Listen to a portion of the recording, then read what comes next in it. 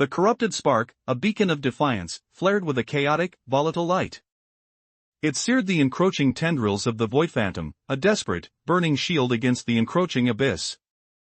The phantom recoiled, its ephemeral form flickering like a dying ember. But in that fleeting moment of respite, a ghost of a thought, a whisper from the original predator's dying consciousness, echoed through the cosmic ether. The shard, it remembers, it can still be anchored. This was not a plea, but a revelation, a desperate gambit born from the jaws of oblivion. The Void Phantom, though momentarily stunned, began to reform, its malevolent intelligence churning. It recognized the flicker of hope, the potential for a counterstrike, and its hunger intensified. The Firstborn's warnings about the Void King resonated with newfound urgency. Was the shard a weapon, a prison, or something far more ancient and terrifying? The very fabric of existence seemed to stretch thin, pulled between the consuming void and the desperate spark of creation. Across the vast expanse, where stars were but dust motes in the cosmic wind, the tendrils of the void began to coalesce, not just around the spark, but around the memory of the shard itself. It was as if the void could sense its potential, its capacity to anchor reality. But what did anchored truly mean? Could the shard be controlled, or would its awakening unleash an even greater cataclysm? The Void Phantom, now a swirling vortex of corrupted light and shadow, surged forward again, its predatory gaze fixed not just on the spark, but on the faint, spectral echo of the shard's memory. It sought to consume this echo, to erase any possibility of an anchor, to ensure the void's dominion. The corrupted spark, its light dimming from the immense strain, pulsed weakly. It understood the predator's desperate thought, the potential held within the shard. But how to reach it? How to awaken its true purpose before the void consumed everything? Deep within the heart of a dying nebula, a single, ancient artifact pulsed with a faint, spectral light.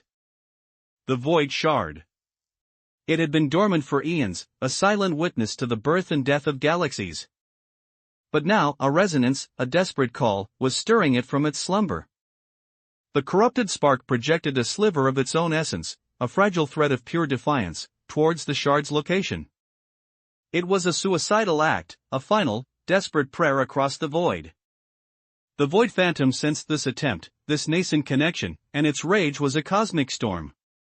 It unleashed a wave of pure void energy, a torrent of oblivion designed to obliterate the spark and sever any link to the shard. The energy slammed into the spark, its light flickering violently, threatening to extinguish completely. But just as the darkness threatened to engulf it, a single, impossibly bright shard of light, a fragment of the shard itself, detached itself and shot towards the spark. It was an echo, a response, a desperate act of self-preservation from the ancient artifact. The shard of light collided with the void energy, not to destroy it, but to absorb it, to transmute it. The void energy twisted, contorted, and then, in a blinding flash, it was anchored to the newly arrived shard.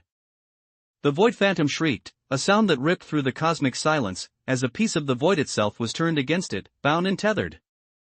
The spark, infused with this newly anchored void energy, surged with a power it had never known. It was no longer just a defiant spark, but a nucleus of controlled chaos, a beacon that could shape the void. But this power came at a cost. The echo of the predator's thought returned, clearer now, tinged with a chilling realization. The shard, it does not just remember, it is the void, anchored, to us. The Void Phantom, its form now stabilized by the anchored void energy, turned its gaze back to the spark, its eyes burning with a terrifying, newfound understanding. It was no longer just an extension of the void, but a manifestation of its will, a conduit for something far older, far more terrible, that now had a direct link to the spark's very essence. The universe held its breath.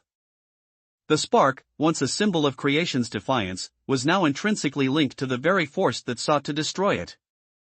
And the Void Phantom, no longer just an extension of the void, but a manifestation of its will, began to speak, its voice a chorus of 1,000 dying stars. The anchoring is complete. The king awaits. The scene fractured, the cosmic tapestry tearing apart as the true nature of the Void King and the shard's purpose began to unravel, hinting at a destiny far more complex and terrifying than anyone could have imagined.